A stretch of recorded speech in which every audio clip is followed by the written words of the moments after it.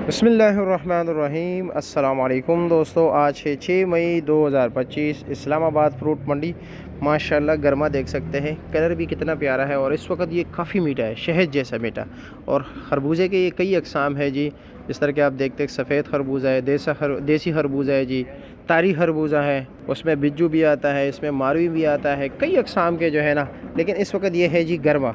सरमा भी होता है, गर्मा भी होता है। ठीक है जी, दोनों का फ़र्क इंशाल्लाह बताएंगे जी। अफ़गानिस्तान का जब सीज़न शुरू होगा, हाँ, उस टाइम पर सही पता चल जाता है ना। वो कई अकसाम के जो है ना खरबूजा आता है, गर्मा आता है अफ़गानिस्तान के सीज़न में।